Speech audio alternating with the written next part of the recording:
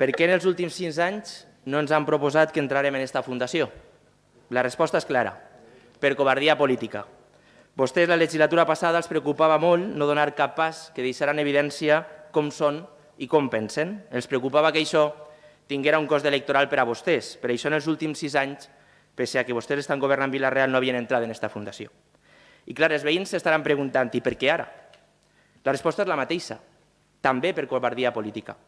Però en aquest cas per covardia política de la Generalitat Valenciana, que vostès governen, que per por a mostrar-se davant dels valencians tal com són i tal com pensen, han preferit utilitzar els ajuntaments on governen, com el nostre, per intentar aplanar el camí per a una futura entrada de la Generalitat en aquesta fundació obertament catalanista.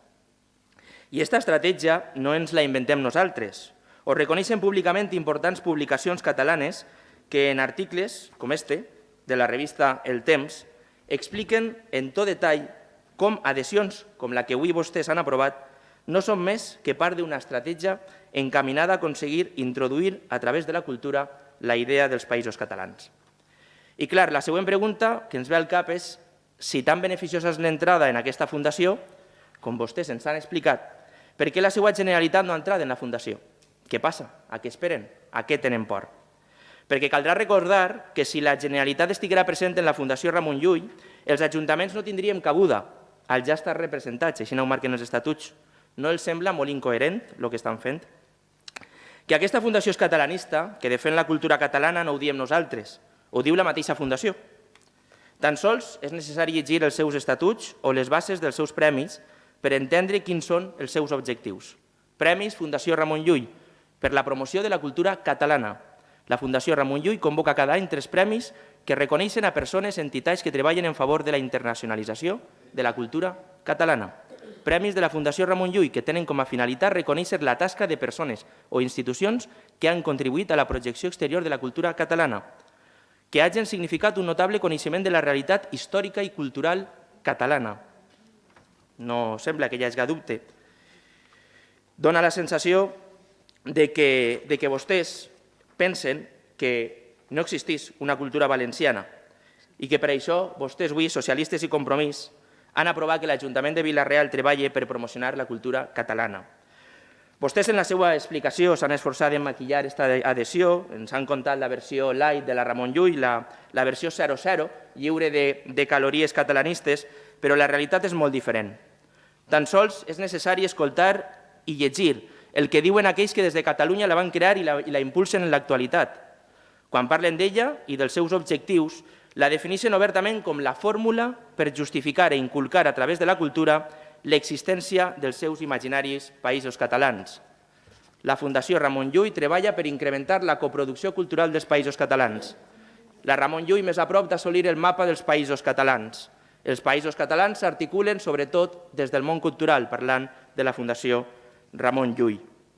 Jo també lamento que el Partit Socialista, segrestat a la Generalitat políticament per els nacionalistes de Compromís, hagi decidit donar suport a aquesta fundació. Fins ara, Partit Popular i Partit Socialista havien bloquejat en la Generalitat i en la Diputació de Castelló l'accés d'aquestes institucions a aquesta fundació. Avui, els socialistes de Vila-real, fent ús i abús de la seva majoria absoluta, ens ho imposen a tots els vilarealencs. I això que avui fa l'Ajuntament de Vila-real no és una acció aïllada, no és casual. Persegueix un objectiu traçat adequadament pel Consell de la Generalitat. Aquesta mateixa setmana eixien a la llum unes declaracions que feia el conseller Marzà, de Compromís, en una entrevista a una ràdio catalana, mesos abans d'ocupar el càrrec de conseller d'Educació, Cultura i Esport. Marzà afirmava en l'entrevista que els països catalans són una realitat no tan sols culturalment, sinó també políticament. Definia la Comunitat Valenciana com les comarques de Catalunya ubicades més a baix del Sénia. O en un altre moment de l'entrevista, l'actual conseller d'Educació ens defineix als valencians com els catalans del sud. En l'entrevista, Marzà es mostra favorable a la independència de Catalunya, dient «Estem contents que el Principat puga donar este pas que ja arribarem nosaltres».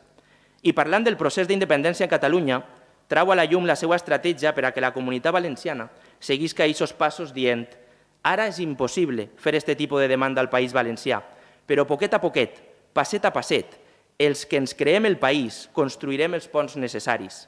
Adhesions com les que avui vostès han aprovat són els ponts dels que parla el senyor Marzà.